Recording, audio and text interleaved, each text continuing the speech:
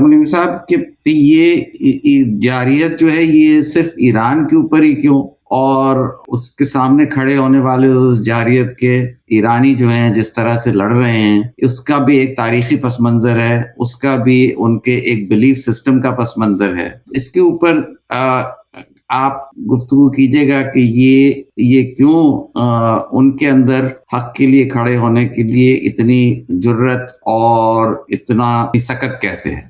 جی ہاں، بہت اہم سوال آپ نے پوچھا، اور یہ عالمی تناظر میں پوچھا جا رہا ہے جی، اور اس کو تاریخی بیک گراؤنڈ میں بھی دیکھنے کی ضرورت ہے. سوال یہ اٹھتا ہے کہ یزید کی حکومت میں صرف امام حسین ٹارگٹ کیوں ہوئے؟ جی، تو اس کا جواب آئے گا کہ اور کسی نے ریسسٹنس کیا ہی نہیں. وہ کون تھا جو یزید کے مقابلے میں کھڑا ہوا؟ وہ کون تھا جو یزید کو چیلنج کر رہا تھا؟ وہ کون تھا جو طاغوتی طاقتوں کو چیلنج کر رہا تھا؟ اگر ہم مفاہمت پر آ جائیں تو جنگ کی کیا بات ہوتی ہے؟ جب یہ یقین دلایا جائے کہ ہم تمہارے ساتھ ہیں اور تم بھی میرا ساتھ دو، اسی میں تم بچ سکو گے، تو کسی کا مقابلہ تھا ہی نہیں. یہ تو صرف ایک ملک ہے اور اس سے جڑے ہوئے افکار ہیں جو یہ کہنے کو آئے کہ ہم آپ کی چودراہٹ تسلیم نہیں کرتے، ہم آپ کو چودھری نہیں مانتے، ہم آپ کے بھروسے نہیں ہیں، ہم آپ کی زکوٰۃ خیرات پر پل نہیں رہے ہیں. زکوٰۃ اور خیرات بھی کئی قسم کی ہوتی ہے. کوئی یہ سوچے کہ کوئی غریب ملک ہے کیا کہ اس کو زکوٰۃ اور خیرات دی جائے گی؟ ہر زکوٰۃ الگ الگ قسم کی ہوتی ہے، الگ الگ اعتبار سے. یہ بھی زکوٰۃ ہے کہ کسی کی حکومت کو بچانے کے لیے ہم قوت دیں، کہ ہم قوت دیتے ہیں تمہاری حکومت بچی رہے، یعنی حکومت کسی کی زکوٰۃ پر بچی ہوئی ہے. وہاں بیس بن رہا ہے، بیس بنا کے بچایا جا رہا کہ ہم ہیں تم کو بچانے والے. کیا ان سے امید کی جا سکتی ہے کہ وہ لڑیں گے؟ کتنے دن وہ ان پابندیوں کا مقابلہ کر سکتے؟ ایران لمبی پابندیوں کا مقابلہ کرتا چلا آیا. آج جو لوگ جنگ دیکھ کے ایران کر رہے ہیں وہ یہ بھول گئے کہ کم سے کم 20 سال گزر گئے ان پابندیوں کو جس کا مقابلہ ایران کرتا رہا. جنگ آسان ہے، خاموش پابندی کے تحت گھٹ گھٹ کر مرنا مشکل ہے. یہ جو تیار ہو گیا یہ ملک لڑنے کو، یہ جو آج لڑائی میں مظاہرہ کر رہا ہے، یہ 20 سال کا صبر اور استقلال ہے.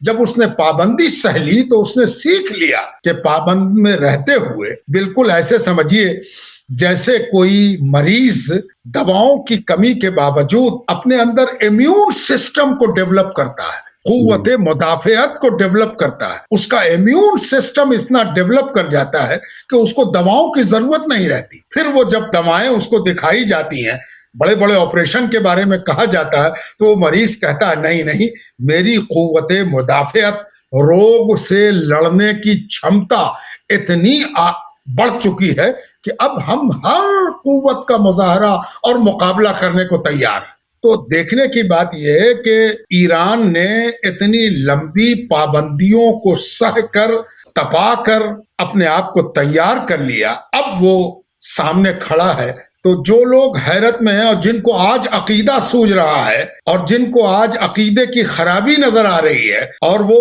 بقول شخصے کہ بعض علاقے کی ایسی عادت ہوتی ہے کہ پرانے باتوں کو نکال کے کریت کے لڑائی آگے بڑھائی جاتی ہے، خوب لڑائی کی جاتی ہے. اس طرح سے اگر کوئی کرید رہا ہے تو وہ یہ بھول گیا کہ یہ جنگ 20 برسوں سے لڑی جا رہی ہے. کل پابندیوں کے حملے تھے، آج راکٹوں کے اور دوسرے حملے ہیں. اس تناظر میں اگر دیکھا جائے تو ایران یا ایران سے جڑی ہوئی جو طاقتیں ہیں، وہ طاقتیں اکیلی ہیں مقابلے کے لیے. دوسرا کون تھا مقابلے کے؟ کون آیا؟